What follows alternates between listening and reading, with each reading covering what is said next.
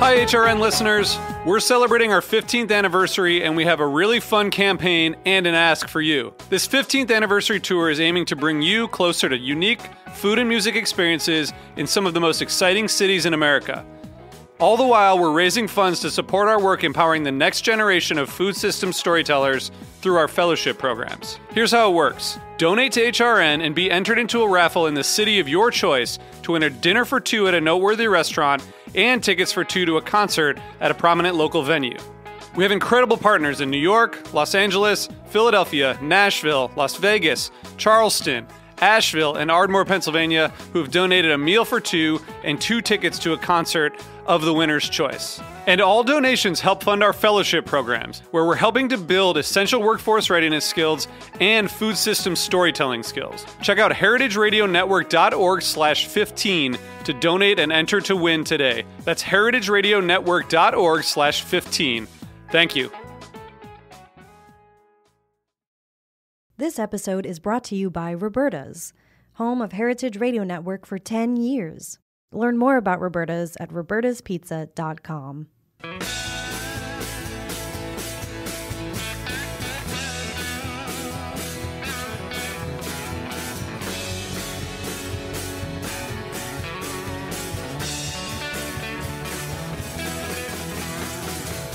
Hey, welcome to Beer Sessions Radio on Heritage Radio Network. It's Tuesday, March 1st, 2022, and this is the New York City Beer Week Snapshot episode.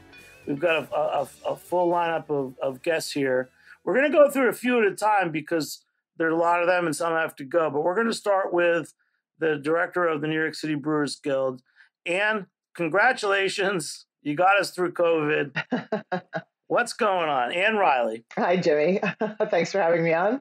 We are excited to have New York City Beer Week back in person events. Last year, we had to do a lot of virtual events, and this year, everybody's back, and it's back to a full schedule. So we're excited to get beer flowing in New York City again. So how many events are you going to tonight? There's no joke. There's at least 6 on the schedule. So hopefully I'll get to, at least 2 of them. Wow. Well, you've come a long way. I mean, we met, you were an enthusiast of craft beer. You always posted on social media. You got a job at one of the breweries. And how long have you been the director of the Brewers Guild? So I've been in this role since September of 2019. Great. And what's your favorite event of the year? Oh, that's a tough one. I mean, honestly, I'm biased. Our Blocktoberfest and our opening bash. And while they're similar, they're different. Blocktoberfest is held in the fall, and that's exclusively our member breweries. And then opening bash kicks off New York City Beer Week. It's the last week of February. It's typically the last Saturday of February. And that's where our New York City brewers invite guests to pour next to them at opening bash and also come to the city and participate in Beer Week events. That's great. And how did you think that opening bash went? Tell us more about it, because you also picked a new venue too. Yeah, so we were for the first time in a pre-war warehouse at the Brooklyn Navy Yard. The Agri-Fish building is built before the 1930s or in the 1930s. It's a massive space, 60-foot ceilings, and the building itself is about a city block long. So that was something that was important to us because when we started planning this in the fall, obviously, we had no idea where indoor regulations would be. And, all of our breweries for many, many months have been abiding by all of the key to NYC regulations and want to make sure that our events represent that as well. That's great. Well, there's a few other brewers here. Let's grab Pat and Kier from Alewife Brewing, since they're actually driving in a car. How are you guys? Tell us about what you've been doing for Beer Week, Open and Bash, and what you have planned for tonight with the OG craft beer folk. Well, we've done a couple of events so far. We're starting on Thursday. I guess it starts earlier these days. We're currently driving on the BQE to Brooklyn from Queens, where the brewery is. And we're going to a restaurant called Benchmark in Park Slope, which is on 2nd Street, for an event called Flights and Bites, where Ryan Jaranek, the executive chef, is doing 4 little bites paired with 4 Alewife beers. So we're on our way to that one. And then after that, we're going to do a little kind of pint gathering at a place called Lizzie King's on Fifth Avenue. It was a good account for Alewife. And then we're going to the Pony Bar to hang out with everybody for the OG event. So this is your first beer week since the new brewery opened in Sunnyside, right? Yes. Yep. And what's it like here? You're the brewer. You were brewing when it was just Alewife Brew Pub. Now you've got a big brewery. Yeah, it's exciting to make bigger batches these days than the little 1-barrel system. We're 20-barrel fermenters, 40-barrel fermenters, and it was great to kick both our beers that we brought along to the opening bash. Yeah, people were really excited by the opening bash. It was a really good one. A lot of great breweries from New York City and a lot of good friends from outside of the city that everybody invited. Yeah, a lot of great beers to be had. That was a great value for money ticket. That was. Kira, tell us a couple of the beers that you had at Opening Bash that you would recommend to others, because this is a good show to drop a number of beers on people. Oh yeah, well, one of my top ones was actually it was our partner Brewery Return Brewing. They had a beer called Satin Jacket. It's a Czech dark lager. Also, our friends over a new brewery, our new friends, Human Robot, had really some like traditional Czech lagers, and their beers were really fantastic. First time I had them, but looking forward to staying friends with them. Also, who else did I have that was real good? Two Villains, who we actually recently done a collab with, had some really, really nice IPAs with them this time. Do you think that the Czech lagers is a new trend? I mean, I love Czech style lagers. Yeah, I think, people are trying to brew more traditional things, but also it's like Czech lager could be your new session IPA, because it's very low ABV. I think the guidelines for it is something like 3.5 to 4.2. Don't quote me on that, but like we just made one at like about 4%, and it could be your new session IPA where people just kind of want something smaller and really pretty crisp and refreshing. So yeah, Czech lagers for the win. That's great. Hey, Ann, so tell us a little more about Opening Bash. What were some of the highlights? I know you had a number of out of town guest breweries. Yeah, so we had about 38, 39 New York City breweries and about 31 guest breweries. And we were also able to offer non-beer options as well. Limon, which is some guys who used to be at Six Point. Queensy, they are based in Queens. And then we also had June Shine as some non-beer options. But literally our guests came from all across the country.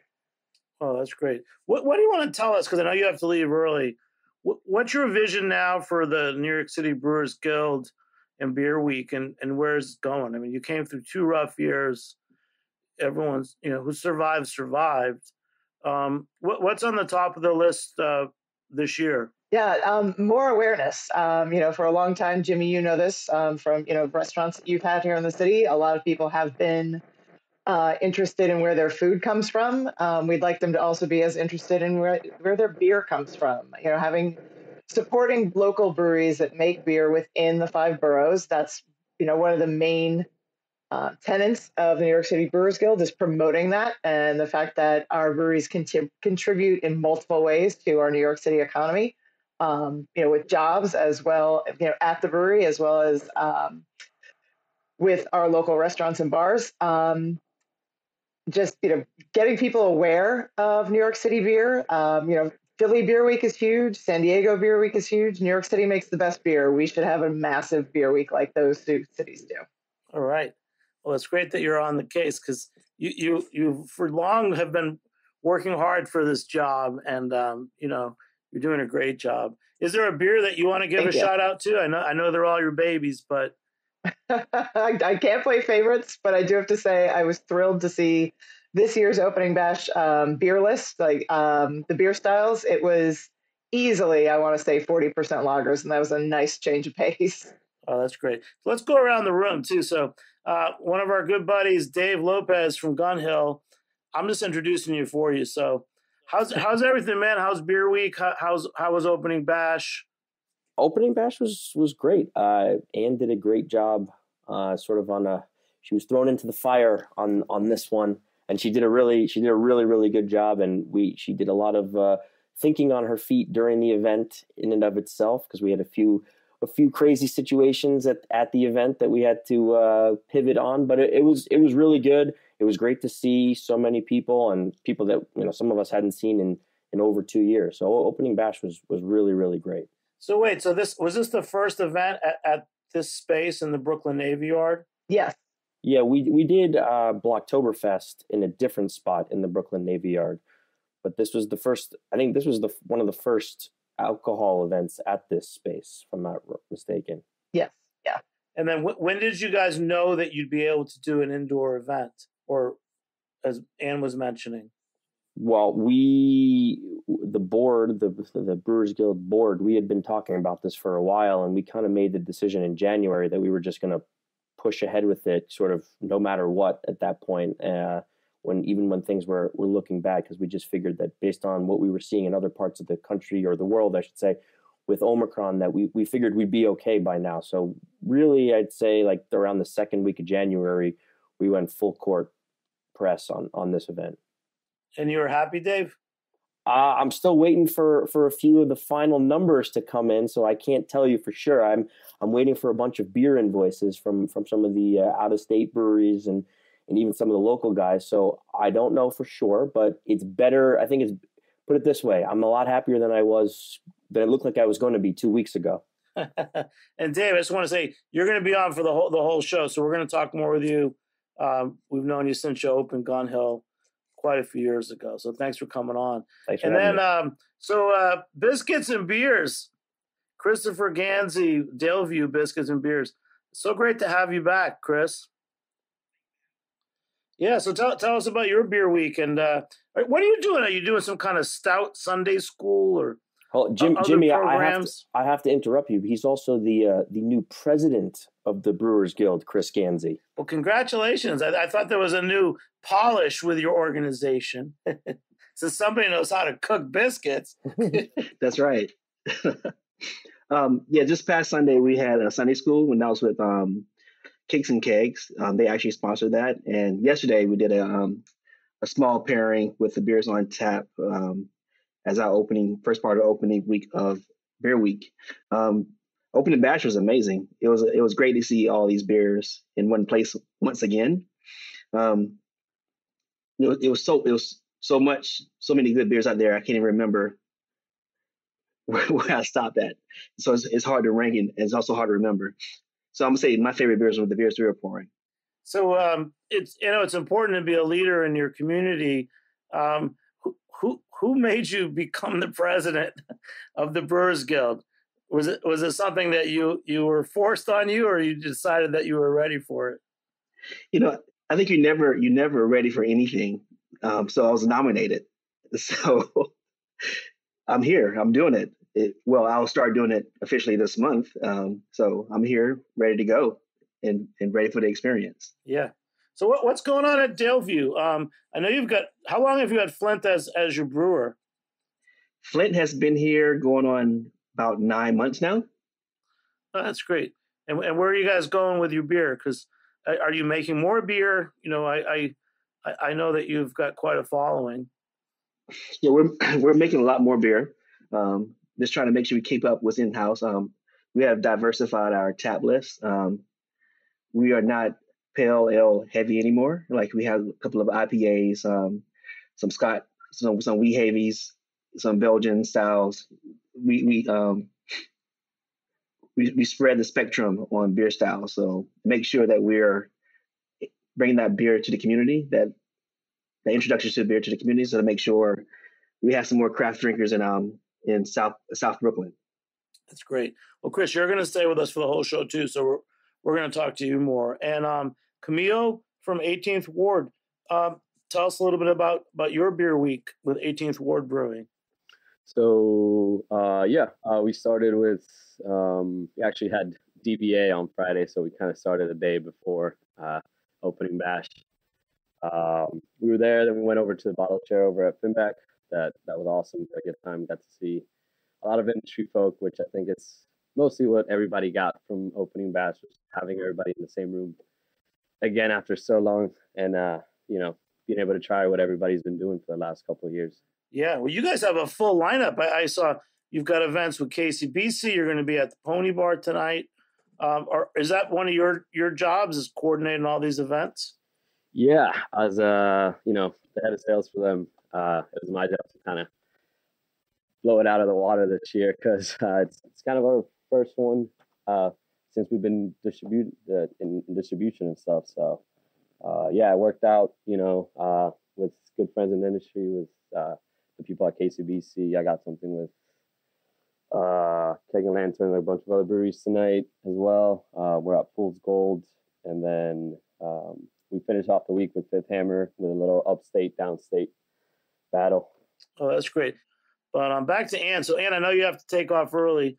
What are we not talking about? What are the big story of Beer Week? Ooh, big story of Beer Week. Honestly, I think the big story of Beer Week is that it's back. It's been really, really rough 24 months, and I feel like we can't say that enough. Luckily we didn't lose more than one of our members to the pandemic. However, everyone has been struggling. And as Jimmy, being in this business as many years as you have been, that typically Thanksgiving through New Year's is one of the busiest times of the year. And that was when Omicron was raging here in the city, and places, maybe they didn't officially shut down, but they certainly didn't have the business anywhere close to slow time of year, never mind what should be their busiest time of year. So I think everybody's excited to be back out there and, promoting events and supporting all the places that support craft beer, be that, your local restaurant, bar, beer shop, as well as our tap rooms. Yeah. I know when so much of this craft beer revolution in New York started between 2012 and 2014, we know that the former governor really got behind it. Now that you're kind of in there as the New York City Brewers Guild person, who are you looking to in city and state government for support? Because obviously everyone knows that craft beer is an important part of not just New York State, but New York City. Yeah, I do work in tandem with our state guild a lot, and I've also had the opportunity to get to know other guild leaders throughout the country. But more locally, this has absolutely shown us as a guild, a board, and myself in this role that we need to have more consistent, open relationships with our, mayor's office, as well as the New York Hospitality Alliance. Just opening those kinds of relationships up to have more open and regular communication so we can all help each other out. Yeah.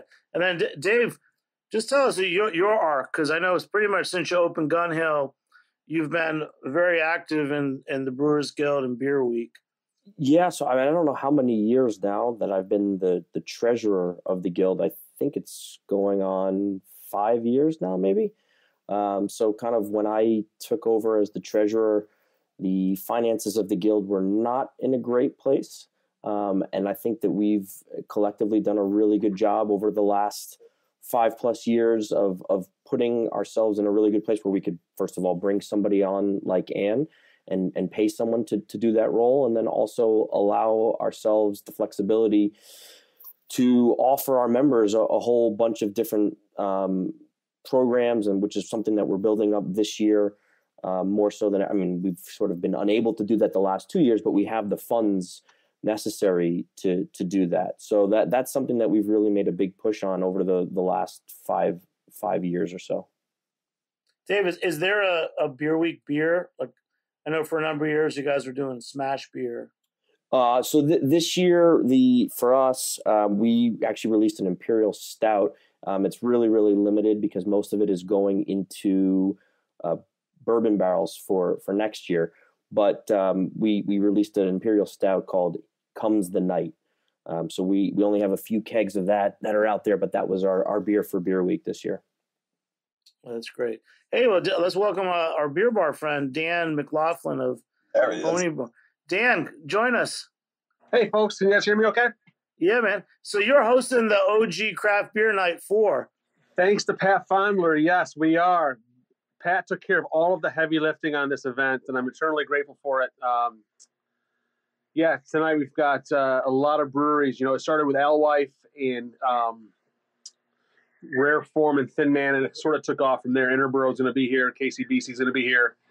I only have 15 draft lines, and I wound up with like 23 kegs. So I think we're going to have some leftover stuff. So we got some drinking to do. So yeah, but listen, it'll go quickly. It always does, Yeah. Well, Dan, you're one of the OG craft beer and good beer seal guys. I'm really glad you're still standing and you're doing what you do. How's Beer Week working out for you? This seems like a great event to be hosting. Tonight it's going to be a great event. Like I said, I'm eternally grateful for Pat from Alewife for taking care of all the heavy lifting. I like to think that every week at the Pony Bar is Craft Beer Week because it is, but this is really the only event we're doing. For many years we would only pour beer brewed in New York State, and then for a few years we only poured beer brewed in New York City. We're still American only. We're still no imports. We have cans now. We've added that a number of years ago. You mentioned that we're still standing. Without the generosity of my landlord, who was very generous with concessions during the pandemic, we wouldn't be here. We have very generous customers, and I have a great staff. My entire staff came back. But really, we're very fortunate to be here. We really are. I know a lot of people are not. So, well, thanks for joining us, Pat. Just tell us about the OG Craft Beer Night, because this is your fourth time doing it. Yeah. We started several years ago before the pandemic. I've always done it at the gate in Brooklyn because that's kind of my home base. I reached out to Bobby earlier this year and asked him if he was interested in doing it again, and he was really not comfortable having a bunch of people there because of the Omicron thing, which I totally understand. And then we started talking about places where we could have the party outside of the gate, and Dan came up because we both worked with him in the past at some of the other places, and Dan's like as OG as it gets. So, Pat, tell us your creds, man. Tell us where you used to work at the gate. Tell us about that and what you've been doing with Alewife. I was at the gate for years. I left there. I went to work for Smutty Nose for a while. I went to work with Jeremy at Hebrew for a minute, and then I came on board as a partner with Alewife doing sales and marketing, starting about 4 years ago. But obviously the challenges have been great with trying to get open, trying to get a C of O to open the bar, COVID, DME going out of business, all sorts of things. But we're still standing, and this Beer Week has been so great. Some of the events that I've been to already, we did that pin brawl at Solid State in Queens, and then we were out at Finback on Friday night, opening bash, and then an after party at Alewife on Saturday. And I'm really stoked for this thing at the Pony Bar tonight because I think it's going to be like the kickoff to a new era, a new dawn in New York City. Well, I'll say one more thing. So back when you were at the gate, what was the craft beer scene like then? It seemed like the gate was one of these core places that always had good drafts before anyone else did. At the beginning, obviously, there wasn't like, I'm thinking about when Bobby first opened the place. There weren't a lot of craft beers around. I mean, you had like a handful of them. You had Brooklyn, I think Sierra was in town, New Amsterdam, which I don't even know if that's around anymore. I think Garrett was working with them at the time. And then in like 2003, you had a whole bunch of brands from the West Coast come, like Stone, Lagunitas, Smutty Nose came out of New Hampshire. I worked for them for years. And then after that, like the just bunch of like a wave of those like kind of legacy craft brands, and then you fast forward, and then the kind of newfangled like upstart microbrews started, your other halves, and that kind of thing. And now here we are. And for Pat, for you guys at Alewife, so Alewife was the brew pub in Long Island City, and at what point did you guys decide to open the brewery in Sunnyside, and what scope is it? I have never even got a chance to talk to you guys about it. Well, Alewife is really the vision of Pat Doniger, who was the founder of like Fool's Gold, the Jeffrey, the Rochard on the Upper East Side, and then he had Alewife in Long Island City, which he purchased from Dan Lanigan from Lord Hobo when Dan was trying to get capital to start up Lord Hobo, and Patrick wanted the name of the bar, and originally was thinking about putting the brewery in that space that you might know on 51st Avenue, but structural engineering tests proved that it wouldn't hold the tank. So he started looking for another place. He brought Kier on board as the brewer. Kier was out of 6 Point, did some distillation work with Widow Jane. And then I just ran into him one day in the bar, and he told me he was looking for a salesperson, and I said I wanted to do it, and he was like, "That's it, you're hired." I didn't get an interview with him. So it's really the brainchild of Pat, and here we are, 4 years later. All right, Pat, where was your last interview at? Do you remember? My last interview? Yeah, where was the last place you ever interviewed for a job? Oh, yeah, I don't know. Didn't you get hired at Smutty at the Pony Bar? I did, yeah, actually.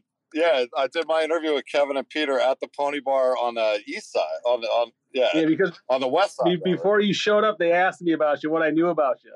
Yeah, I bet. My main memory of that interview is they asked me if I wanted a beer when I first got there. Yep.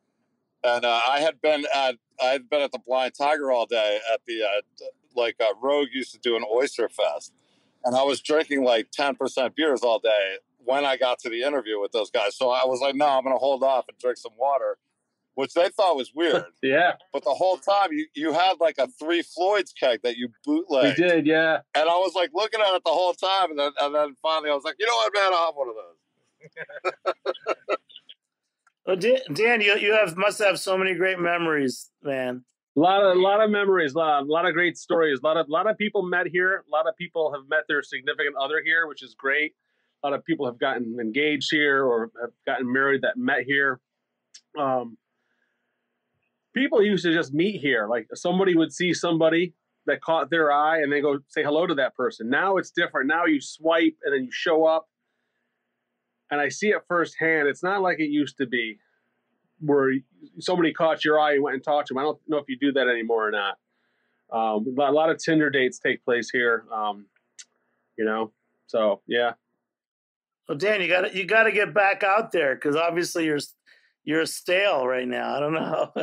Let me get these other guys in. Let's get back to Chris. So Chris, Daleview Biscuits and Beer. So Chris, just tell us like some of the beers that you have on right now. You said that you're moving on from just pale ales. I found the way when Daleview opened up, you really captured, this great market share of biscuits and beer. Is it going the way you wanted to? I actually threw that business plan out after I opened the business, and I realized it wasn't what I thought it was going to be. It's still good, but it wasn't the same what the pattern I thought it was going to be. Some of the beers that we have on tap, we have a couple of Belgian style beers. We have a double. We have a strong golden. We have actually a lager, one of our first lagers. We actually figured out how to lager in our basement brewery. And we have a hazy pale. We have a New England IPA on tap. So we have, like I said, we have the gamut of beers thus far on our menu. Yeah, and tell us about your involvement with the Brewers Guild. I mean, did the monthly meetings continue? Just let our listeners know, like what does the Brewers Guild do on a regular basis? and how important it is for you guys as brewers to be part of it. I think the biggest reason to be part of it is the camaraderie and seeing your peers in the industry on a monthly basis. Recently, we started back having in-person meetings. Before that, we were doing the meetings by Google Meet. So, it's so much better to actually meet people inside the industry in person and shake hands, drink a beer. So we have been having those monthly meetings on a regular basis, even throughout COVID. All through COVID, even till now, we have been having our monthly meetings. I think another reason of being part of it, going to like really that connection and building that family feel throughout the New City Brewers is amazing. Because if you need something, you can call somebody in the drop it down or send an email, and every majority of people will respond if they have it. If they don't, they won't respond. But it's like everyone's there for each other because everybody, your success is the success of another brewery inside part of the guild, part of the city. Oh, you have a great attitude. Hey, was there one beer at the opening bash? You got to tell us one beer that you really liked. Doesn't matter from who. I had a wild fermentation saison. I can't remember the name of the brewery, but I know Wild East brought them. They were a guest of the Wild East, but that was one of my favorite. This wild fermentation saison they had. Oh, Crooked Run Fermentation. Yes, thank you. Yeah, from I think it's Virginia. Yeah, PA. They're from Pennsylvania. Crooked Run. Yeah. Well, wait, Chris. Hey, back to Dave. Dave, you mind giving us a little overview of Beer Week since you've been involved in it? Yeah, I mean, since we've been involved with it, I mean, the first year that we were around, the opening bash was in Vanderbilt Hall in Grand Central, and it's moved around. I mean, we've had it one year on a boat that toured around the East River. We've done it a bunch of years at the Brooklyn Expo Center. And I think one of the biggest changes that we've seen just in terms of opening bash is the expansion of the breweries that we've brought in from out of state, and then also the sort of improvement of the beers that we've seen from in-state. And there, like this year in particular, I think there was a big swing back towards having more and more breweries that were guest breweries that were actually coming from within New York State. I think more than I can remember at any point in the last 8 years, really, or I should say the last 5 years, which is when we started inviting these breweries from out of state for opening bash. And I think, one of the main differences this year, just as everything is slowly trying to get back to normal, is that the events seem to be a bit more muted than they had been in the past, because I think everybody is just trying to be extra cautious still, and both from the retail side, which I guess Dan just talked about how he's only doing one event this year, which I think that's something that going forward might make more sense for us in order for us to get to where we can compete with a Philly or a San Diego Beer Week, where we can have sort of individualized events that can be focal points and really drive business to these retail locations, which I guess is the main point of Beer Week, is to celebrate both the brands and the retail spots. Yeah, no, it's great that you talk about that, because I feel like it's been going on since 2008 was the first New York City Craft Beer Week, and it keeps evolving, which is the beauty of New York City. New York City is always evolving, and there's always more players. It's so great to have you, Dan. You're the host tonight. You got the OG Craft Beer event. Explain to people who's going to be there. Because some of these folk, like, who's the guy that has a beer bar up in the Ruck up in Troy? And he played rugby. And when you see this guy, you get it that he played rugby. Yeah, the guy from Rare Form in the Ruck, I've never met. Pat, you're friends with him? Yeah, his name is Dave Gardell. Yeah, I've never met him. Oh, you haven't? So I don't know if he's going to be there, but Pat, you tell us about him. I mean, talk about New York OG beer guys. That bar is like one of the New York OG bars. It's been around forever. Unfortunately, he's not going to make it today because his, dude, there's just, I went to a funeral this morning, not to turn on the heavy. One of Dave's best friends passed away. He's at his funeral today. And Schatzel called me earlier today. And Johnny Chow, who's his partner at Masuda Chow's up in Buffalo, his father passed away, so they're at his funeral.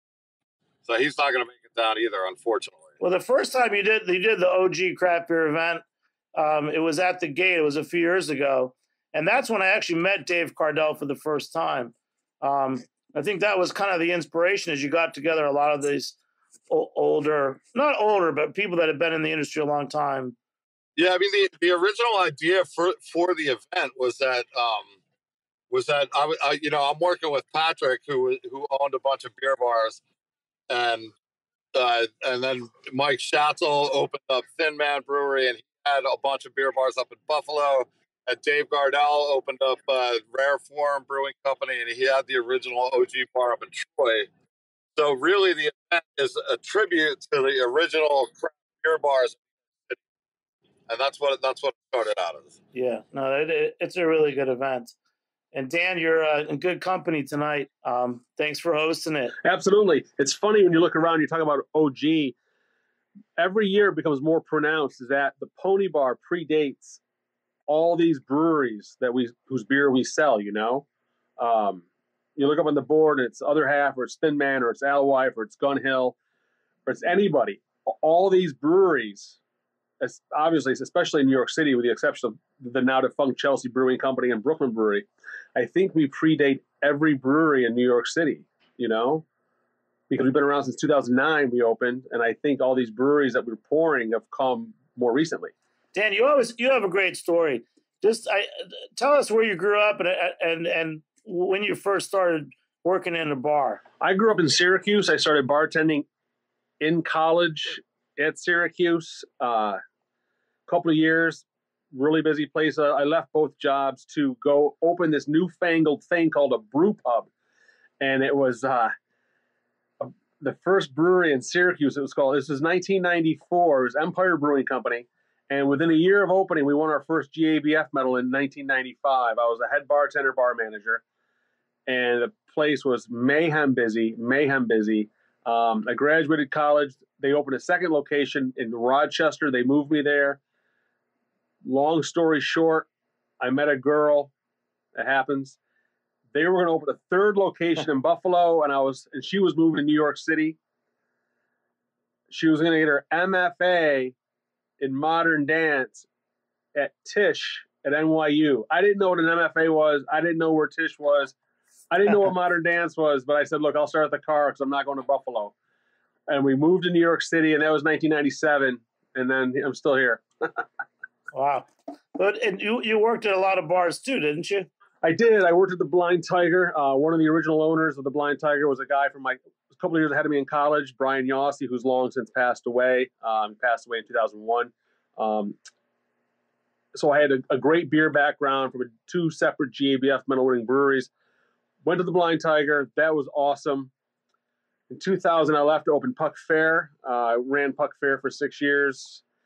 I was the only American there for a long time. And then I left in 2006 to open Lansdowne Road, which is now defunct, I think, in Hell's Kitchen. So, yeah. Pony Bar 2009, and yeah, it's been a great run. And I remember when you opened Pony Bar, were you only selling New York State beers then? No, we were American only. It's always been American only. American only. Wow, man. American only, no imports. You're a great resource, and I'm really glad you on. Let's get Camilo in, because 18th Ward has a great story. Camilo, tell us again. We had 18th Ward on, I think, a year or two ago on the show. Just tell us again a little backstory on that. So the two original founders, two owners, are Mike O'Brien and Jordan Beltner. They've been buddies for their whole life, essentially since middle school, best friends.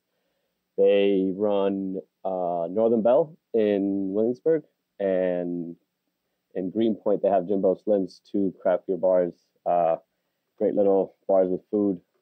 And they've always, they kind of wanted to create a space within music. They're big Fish fans, as I think most of the industry is. And yeah, they created a space right there in front of Brooklyn Steel in East Williamsburg. Little original idea was to be a little brew pub, and then we'll get things going slowly in distribution. But we all know what happened in 2020. So that kind of got moved up a little. And we had Will Arnays for a while, took over the program there and definitely got the beers up to par. And now we just started with Sal. He came on in January. That's great. And then, so what's your role? Are you mostly doing sales? Yeah, so I'm the sales. I was all by myself last year, trying to put the brand everywhere, put it in people's heads. And we did a pretty good job, as 2021 was for everybody. And my job is just to make sure that everybody knows about 18-4, just create, hit the streets, put the boots on, and make sure it's in every bodega and bar. Well, definitely, guys like you do all the work. It's like if you're in sales, you're really the mouthpiece of any business. Who are some of the other breweries that you know that you have friends working at? And I know you're doing a lot of things for Beer Week. So I started working in the industry about a little bit over 5 years ago. I met a lot of my colleagues at SKI. We all kind of graduated to a lot of local breweries. A lot of suppliers came out of SKI. And so I'm good friends with Danny Gonzalez over at KCBC, Adam Fletcher over at Fifth Hammer, Pat at Alewife. Great DJ, by the way. Who else do I know? Matt from Keg and Lantern. They're 5.5 years in beer, man. You get to share a lot of good beer with people. That's great. And tell us what's one beer that you liked from Open and Bash, because I'm trying to get a few more people to mention some beers. So obviously Human Robot, that was something that I was really looking forward to. Really solid lagers. There was a brewery called Black Project. I haven't had any other stuff. It was all like mixed firm, like barrel aged sours and stuff like that. It was definitely like eye opening. It was awesome. I haven't had a sour like that in a while. That definitely punches you in the face, gets the right oakiness to it. It's nice. So them, and then Steuben Brewing had some really interesting beers as well. That's great. We're big fans of Steuben Brewing from upstate. I know they try to use as much local ingredients as they can. Hey, we're going to take a short break. We'll be back in a few minutes on Beer Sessions Radio. All right.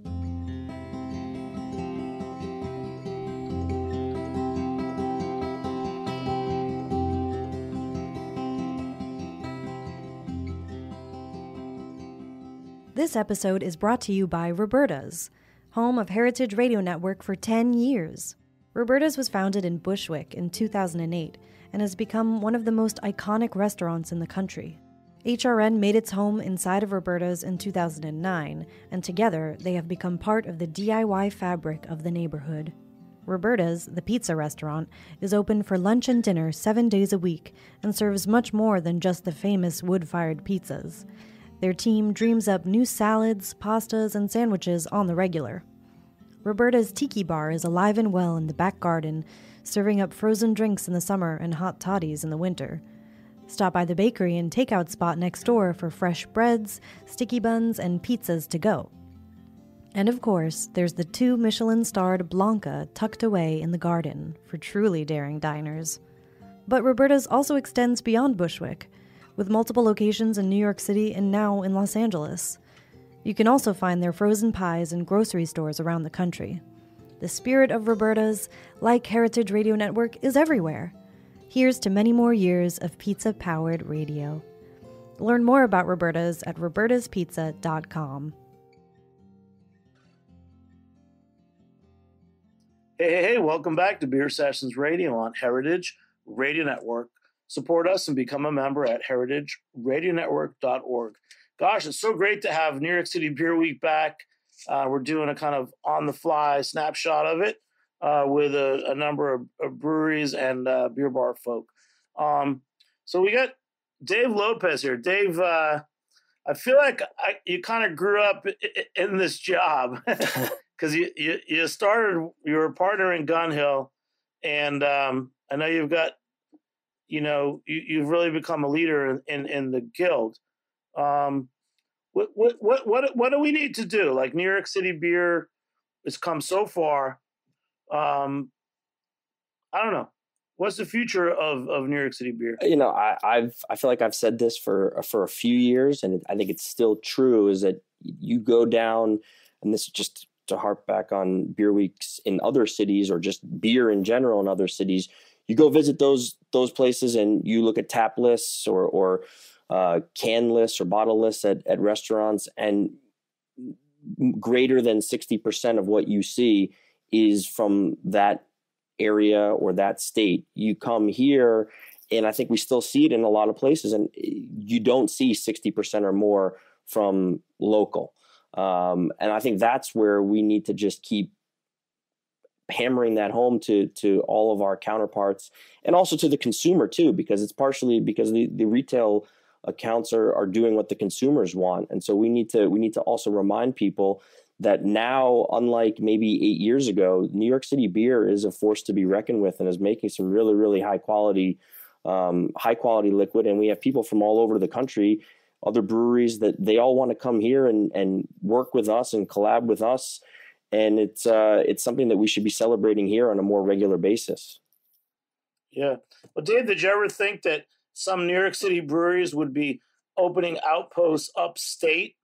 And when you go outside of the city, some New York City breweries are the most hype beers in the region. I definitely did not foresee that, but it's great that it's happening. Yeah, and I think it's something that will continue to happen, actually. And Dan, tonight for your OG craft beer night at the Pony Bar, Upper East Side, what are a couple of the beers on tap? You just got to tell me some beers for this list. We have a beer on tonight from KCBC that I'm excited to try. It's what they're calling a New York State Hop Project. It's a West Coast style IPA. We tapped it today. All these kegs went live today, so I haven't tried any of them yet.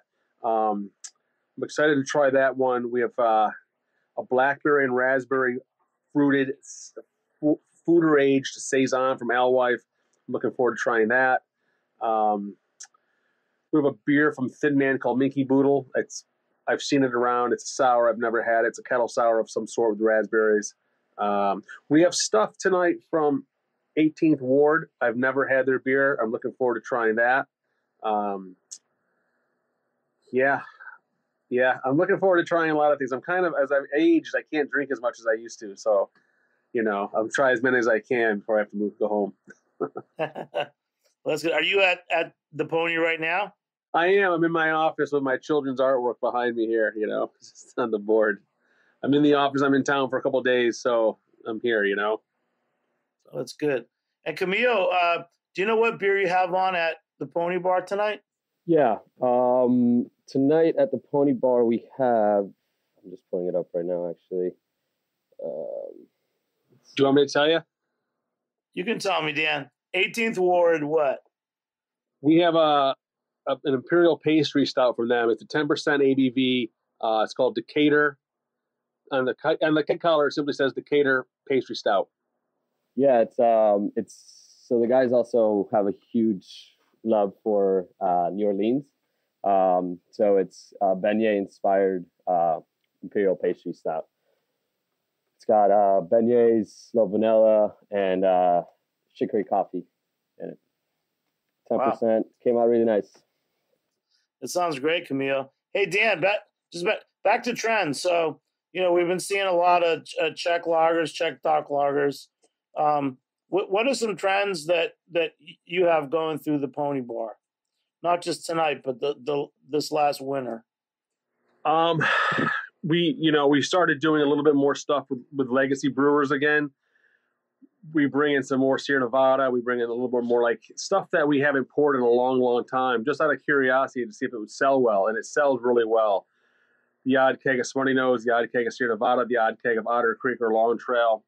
These older legacy brewers that have been around for 20 or 30 years, in the case of Sierra Nevada, 40 years. And it surprises me how well they sell. I didn't think they would move that quickly when you have all this local stuff on, but they've sold a lot. We sell an awful lot of IPAs.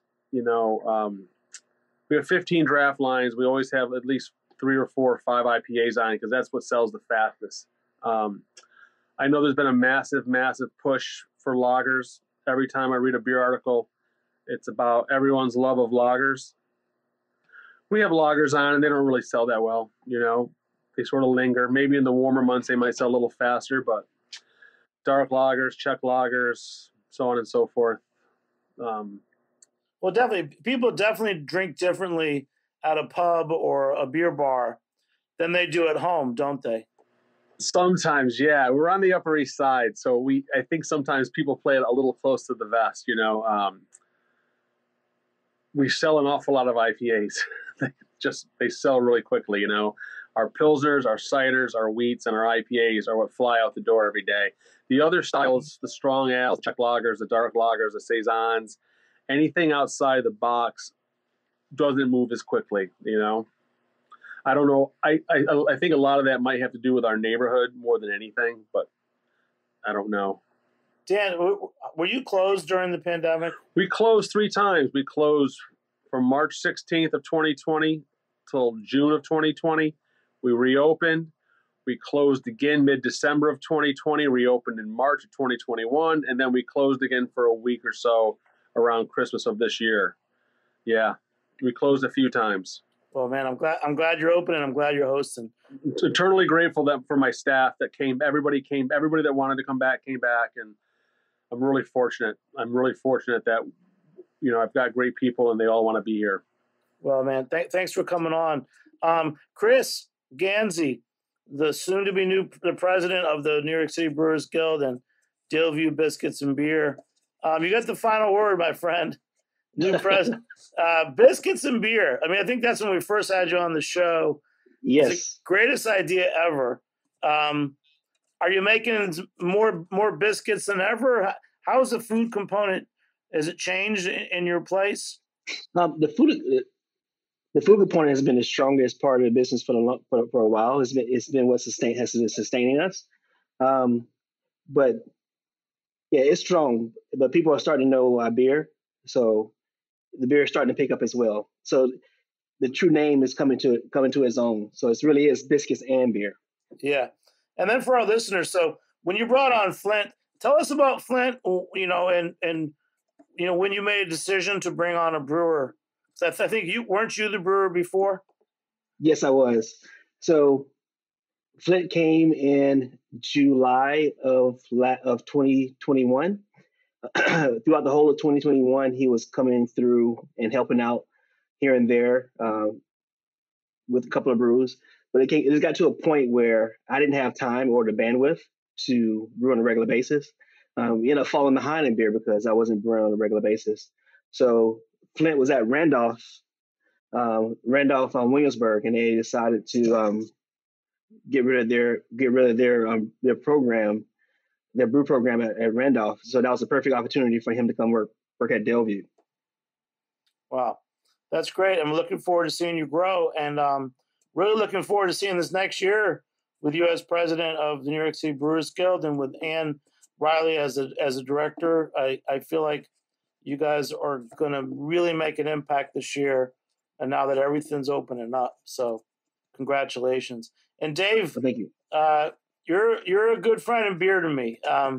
You've always you seem to have the right understanding of things in the market and what's needed. And we talked many times over the years about New York City Beer Week. So thanks for coming on again. I appreciate that, Jimmy.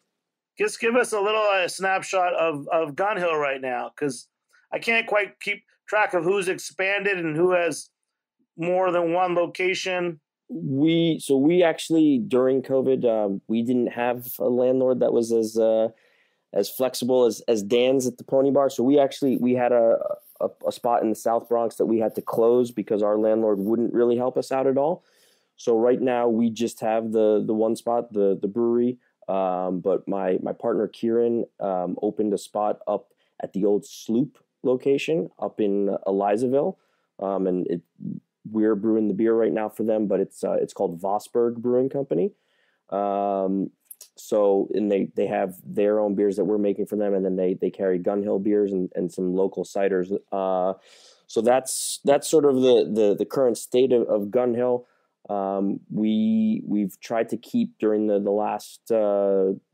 last 18 months, 2 years, we've tried to keep as much beer really as close to home as possible, because it just makes things easier. And given how crazy everything has been, it's been a lot easier to control the product better that way.